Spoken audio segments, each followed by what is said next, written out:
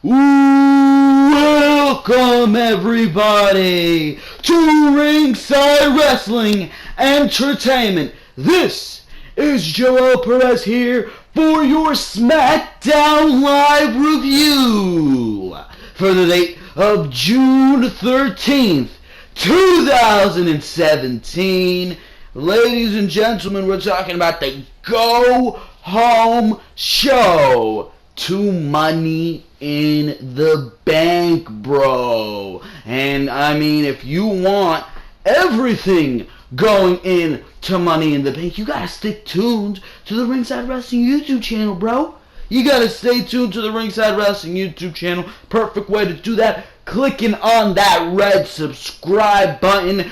To this week, we've got Money in the Bank preview and predictions coming out this Thursday, where I give you everything I think about the build going into this pay-per-view, who I think is gonna win, who I want to win, who I think is gonna win, and just all sorts of crap talking about Money in the Bank, all the news probably going into Money in the Bank. Maybe we'll do that on Saturday for Behind the Mic, where we're also probably going to have some news going into Money in the Bank, probably talking about the favorite to win the Money in the Bank ladder match. And then on Sunday, we got review and results for Money in the Bank after that show goes off the air. So we're going to be covering Money in the Bank on all cylinders on the Ringside Wrestling YouTube channel. So you make sure to hit that subscribe button and click on that notification bell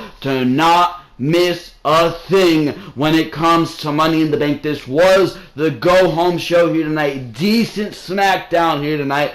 Going into Money in the Bank. Enjoyable. Much better than the crap we got on Monday Night Raw last night. Don't get me started, bro. Don't get me started, bro. Jesus Christ.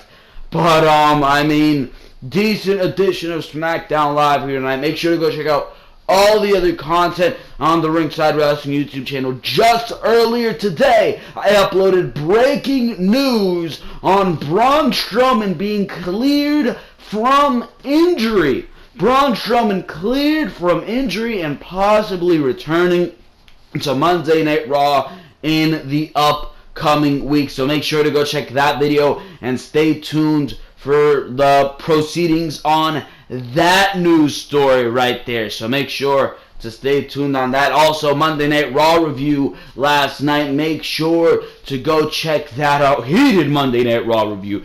Jesus Christ. Oh my Lord.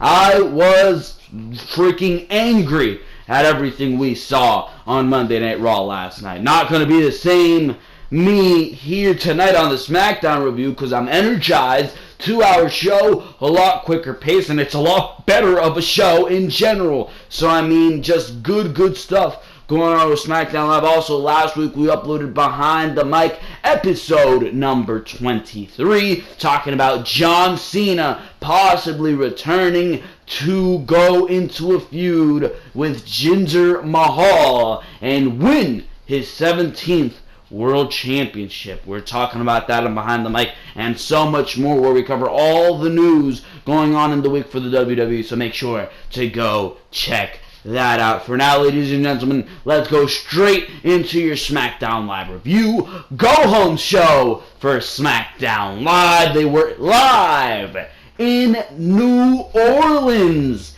here tonight in New Orleans, and they were hyping up the fact here tonight that they were going to be in New Orleans next year for WrestleMania here tonight a bunch, and it showed, especially with them starting off the show with The New Day, who came out here tonight to start off the show. And The New Day had a very luxurious entrance, great entrance for The New Day, luxurious entrance with the, I've never heard of them, but the Soul Rebels, who are from New Orleans apparently, playing an orchestra behind the entrance and the theme music of The New Day, which sounded fantastic.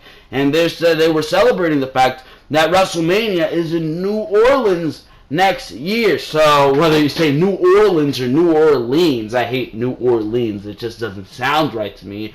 But they were celebrating the fact that WrestleMania was going to be in, or is going to be, not was, is going to be in New Orleans next year. And that actually started off the show. The New Day came in. They had words to say. They said that at Money in the Bank, they will win the tag team titles and bring those tag titles to New Orleans next year. That brought out the Usos, typical opening here. The Usos, who said they are the ones who have been grinding. They are the ones who have been putting in the hard work. And they are the ones that at Money in the Bank will be the tag team champions. Breezango then came out saying that their day one is not H, but the Usos' day one is G for gross. The Colognes came out calling out Breezango and their fashion sense, calling it horrible,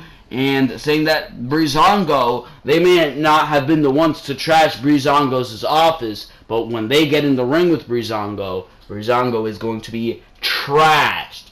So Big E says they are going to put their boots betwixt their buns, because New Day rocks, the chant breaks out, and that leads us in to an 8-man tag. Jesus Christ. So it was the Colognes and the Usos versus Breezango, or the Fashion Police, or whatever the hell you want to call them, and the New Day. So that was a decent little thing here. Standard tag team match. Decent way to start off SmackDown. Just a very decent show here tonight. Building towards what was going to happen is going to happen. Jesus Christ. Building towards what is going to happen at Money in the Bank. Standard 8-man tag. They beat down on Breezango here. He got a hot tag at the end. It turns into a spot fest. And in the end, Xavier Woods, as Kofi had one of the Colognes down in backbreaker position, Xavier Woods got a nice double stomp from the top rope onto one of the Colognes. And it was 1, 2, 3. That's it. So they're building towards Money in the Bank, and it is probably going to be a very, very good tag team match between the New Day and the Usos, but they chose pretty much the blandest way to go into Money in the Bank here against the Usos. At least it wasn't any comedy garbage like what we saw last night on Monday Night Raw. At least it wasn't a Bear coming in and tag teaming with the Intercontinental Champion. So you know what? I'm fine with it. But I mean, just very decent. Nothing much to say there. We see AJ Styles warning Shinsuke Nakamura about how Sami Zayn could be very over the top. That's what Sami Zayn comes in, talking strategy, saying that they are the best in the world and they might be alright, which puts a sigh of relief on Styles' face. Styles was like, oh my god, thank god.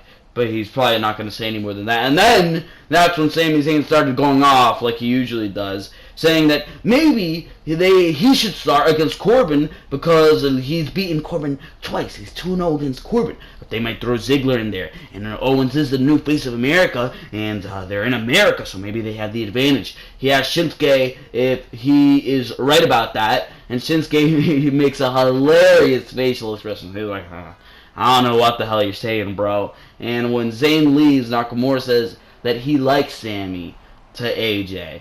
Well, I mean, it was ridiculous. I don't like that, bro. I don't like Sami Zayn's over-the-top, ridiculous character. I know he does do that backstage with the people, but that's obviously an exaggerated version of that. And Sami Zayn is very good at doing those promos, but Jesus Christ, I mean, it's a little bit ridiculous, bro. It really is a little bit ridiculous and over the top for Sami Zayn. I think he would come across much better if he was a little more serious. Sure, he could talk fast-paced, but if Sami Zayn was a little more serious, I think he would come across a lot better. They're kind of making him come across as a joke, and I don't like that. But, I mean, it was a funny little segment, especially Nakamura's facial expressions. Nakamura's facial expressions are absolute gold, bro. I love them.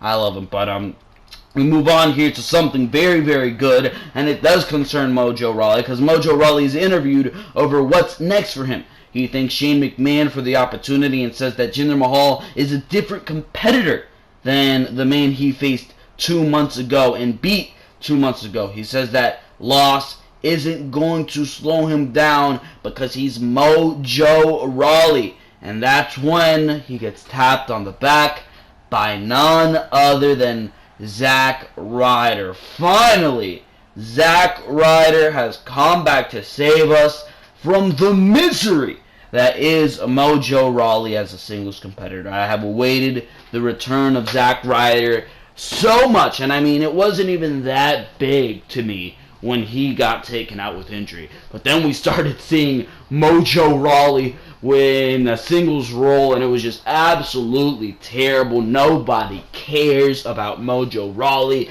as a singles competitor. This is going to add a very, very good team to the tag team division. This is going to be very, very good, and hopefully they could kick off where they left off. I believe that when Zack Ryder got injured, he was, they were number one contenders. They had just won the number one contendership for the tag team championship, so maybe they could play that into a storyline. But Zack Ryder is back. He is going to be in the Hype Bros once again with Mojo Rawley, so that is going to save us from the misery that is Mojo Rawley in a singles competitor, and it's one less cringeworthy moment on SmackDown Live. So that is a thumbs up for me. Thank you, Zack Ryder. I have been waiting for you for a long ass time, brother. We go to Tamina versus Naomi. This match was absolutely awful. Lana came out before this match started, stood ringside. What happened after the match was what was interesting, but this match was bad, bro. Slow as hell and sloppy. Tamina's just not good in the ring. She is not good whatsoever in the ring. Naomi hit her split-legged moonsault to win the match, and after the match, Lana came in and showed us a little bit of what she got. She assaulted Naomi, hitting her with a cool spine buster while holding the leg up, and it looked really, really good. It really did. But one cool move still is not going to sell me on Lana, bro. I still need to see more from Lana. Yeah, that move was cool, but again, even her trying to get up after she hit that move, she kind of slipped on the dress, and I understand it's damn hard to hit a move while you're in a goddamn dress. She had to take off her heels to get in the ring and everything. I understand it's hard to hit a move while you're in a dress and everything, but hopefully when she is in the ring, hopefully she does have actual in-ring attire, bro, because if she doesn't, if she's wearing that dress to the goddamn ring, I don't even know, bro. I don't even know. That match is going to be absolutely terrible. So hopefully she does have an attire. When the promo pictures that they show, she is wearing her hair up in a bun and she has like a red attire. So maybe she'll wear that. But that is the latest we've seen from Lana. That nice spine buster from Lana. That's pretty much all we've seen from Lana here tonight. And it looked good. It looked good. But is that enough to tell me that she's fine in the ring, that we're going to be able to get behind this? I don't think so. Not as of yet, bro. Not as of yet. We're still going to have to wait till Money in the Bank, and we're still going to have to see what Lana is made of, especially considering the fact that she's going into a SmackDown Live Women's Championship match. As of now, I'm still under the impression that this match is going to be a train wreck, that this match is going to be absolutely sloppy, and I'm not changing that until I am proven wrong at Money in the Bank and Lana actually shows that she has some actual in-ring skill. Besides that, I don't care. So as of now, we're just going to have to wait till Money in the Bank to see what Lana is made of, and I think a lot of you agree with me on that testament. What do we got next here? Jinder Mahal came out for his face-to-face confrontation with Randy, and they had a beautiful carpet laid out in the ring and everything, bro. It was great. It was great. So as far going into Money in the Bank, the weeks leading up to Money in the Bank, I should say, the presentation of Jinder Mahal as WWE Champion, even though you might not like him as WWE Champion, even though you still might be shocked that this guy was just a jobber 2 months ago, the presentation of Jinder Mahal leading in to Money in the Bank has been absolutely fantastic. Him coming out in the big Jeep. The Bollywood boys laying out the carpet for him. The entrance, just everything has been absolutely great as far as the presentation of Jinder Mahal goes. This feud really has been mediocre at best, but what Jinder Mahal did here tonight was actually pretty damn good. He says that this Sunday he will prove that Randy Orton is nothing more than a coward. He says that Orton is afraid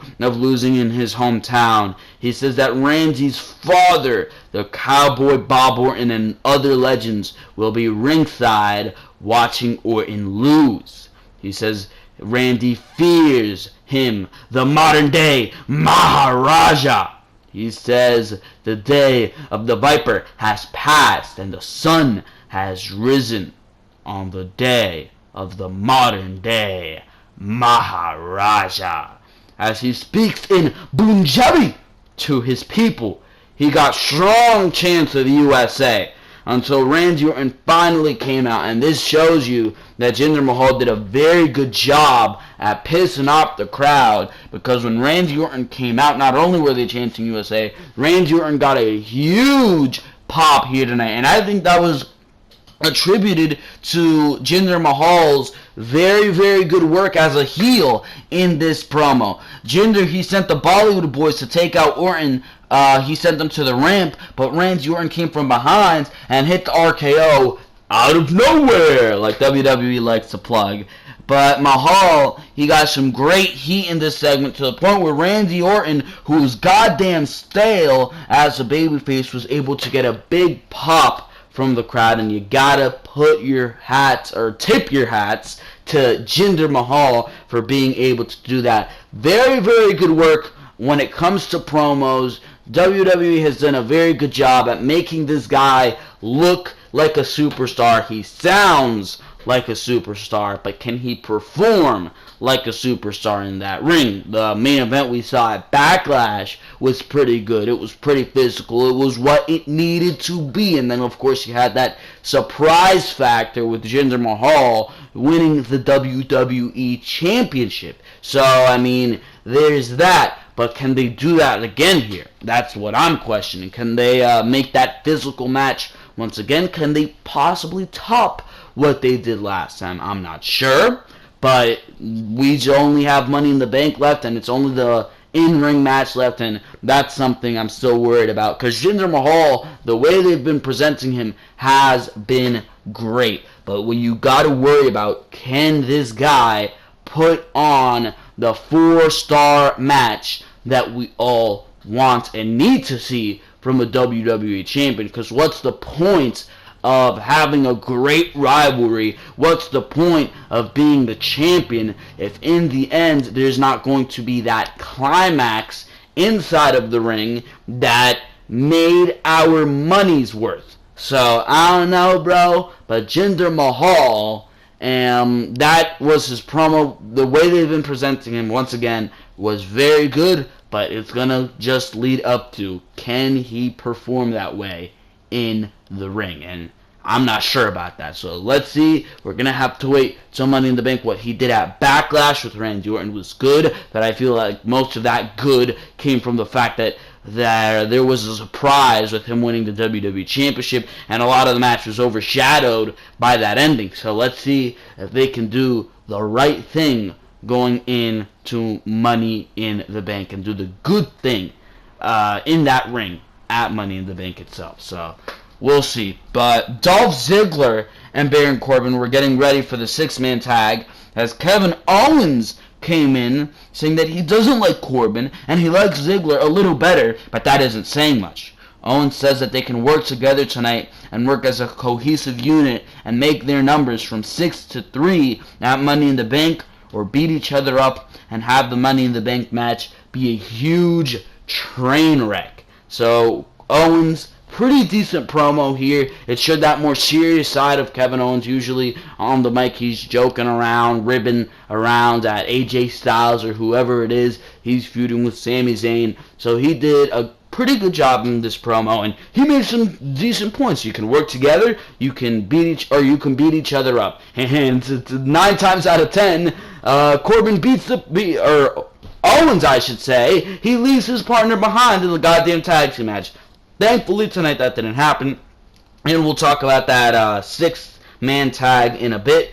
But let's move on here to Randy Orton. He is interviewed about his actions against Jinder Mahal, saying that the time for talking is over, and all he needed to do was said right through that RKO. So Corbin leaving his message through actions and not words. Still very stale as a babyface, but what Jinder Mahal is doing as a heel is complimenting Randy Orton's skills, and I think that has to be pointed out when it comes to talking about Jinder Mahal, and I think he's done a very, very good job when it comes to that aspect. He has made Randy Orton look good, where you would think that the veteran Randy Orton would make Jinder Mahal look good, so it's worked the other way around, and I feel at least that you got to put that to Jinder Mahal's name, give him credit for that, because he's done a very good job in this feud, at least as of what we've seen for now.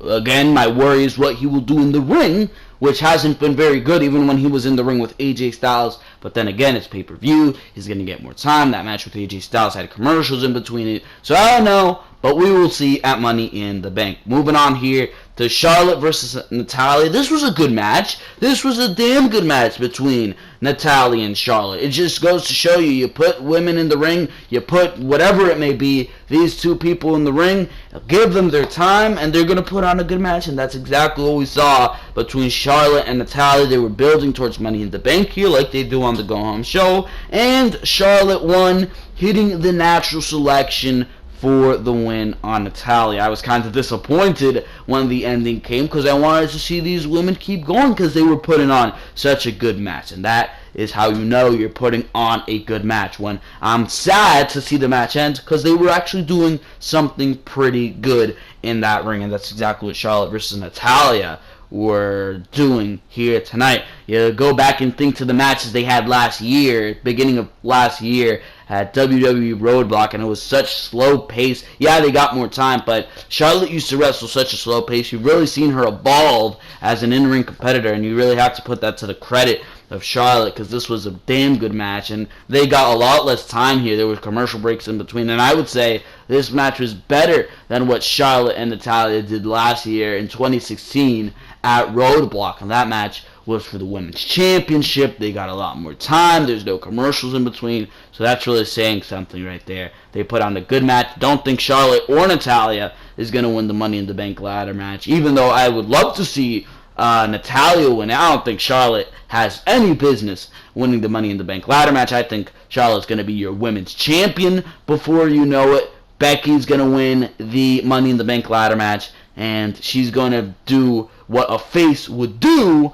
and at SummerSlam, she's going to be like, I want to cash in my match at SummerSlam. I want a match with you at SummerSlam. I'm not going to cash in at you by surprise or anything. I'm just going to cash it in for a match at SummerSlam for that Women's Championship, and that's the match you have, Charlotte versus Becky, because I think that's the match everybody wants to see.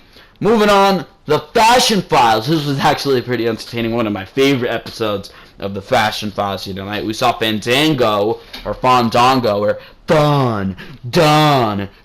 however the hell you want to say it. We saw Fandango admiring his pecs in the mirror, and he was like, let me go show Breeze my pecs. And he was like, where is Breeze anyways? And he found Breeze. He was laid out when Fandango went to look for him. Breeze woke up quite quickly. This wasn't any Enzo and Cass type shit where they're going to make it super dramatic, but Breeze described his attackers as having greasy hair, dry skin, and 2 arms. When we finally seen Fandango, who was sketching what Breeze was telling him, it was just 2 stick figures. Stick figures didn't even have any goddamn hair. Absolutely hilarious. If you ask me, it was the Ascension who attacked Breezango, and that's where this is heading. But I mean, pretty funny little segment right there of the Fashion Files. Really enjoyed that. Lana was interviewed backstage about the controversy behind her actions, and she's like, I've heard all the criticisms. If you're here to criticize me, you can shut the hell up, is pretty much what she said, because you saw what I did out there tonight to Naomi. I hit her with that beautiful spine buster. She didn't say that, but she's like, you saw what I did out there to Naomi, and at Money in the Bank this Sunday, she is going to crush Naomi and become the first ever ravishing Smackdown Women's Champion. So Lana, with some words again. Lana, she's beautiful. She's got the looks. She's pretty good on that microphone. But can she do it in that ring? And is her gimmick any good? Because we really haven't seen a lot of her gimmick. Right now she's just the heel. And she's Lana, pretty much. She's just a goddamn heel. And she's a standard heel. So we have yet to see if her character is any good. And if she's any good in the ring, and that's like two of the biggest components you can goddamn have. So I don't know, but we will see how far Lana goes. Right now I'm still thinking it's going to be a train wreck, but things could change and I could be totally wrong. Hopefully I am wrong, because I wish only success for these competitors, and I know Lana could be very good, but then again, when I'm hearing reports that her character is being based on Eva Marie and Emelina, two failed projects, I'm not very optimistic, bro. I'm not very optimistic. We go to the main event, 6-man tag, Baron Corbin, Dolph Ziggler, and Kevin Owens versus Shinsuke Nakamura, Sami Zayn, and AJ Styles. This is like the first match we saw on the night. Very, very, very standard match, and I mean, this match pretty much marks a milestone, because this is like the first tag team match that Kevin Owens has been in where he has never turned on his goddamn partner. So that's like a milestone in and of itself right there. So congratulations to Kevin Owens. But the faces won the match. That would be Nakamura, Zayn, and Styles, in case you're Dumbo and can't figure out what a face is or who the faces are. But Zayn, he hit the haluva kick on Baron Corbin to win the match. Really don't like how they're pinning Baron Corbin over and over and over again. But, I mean, if you ask me, he's winning the Money in the Bank on Sunday, and wins or losses don't really matter for Baron Corbin right now, because when he does win that Money in the Bank on Sunday, and that is my prediction, when he does win that Money in the Bank on Sunday, he's going to pretty much be WWE Champion, unofficial WWE Champion right there.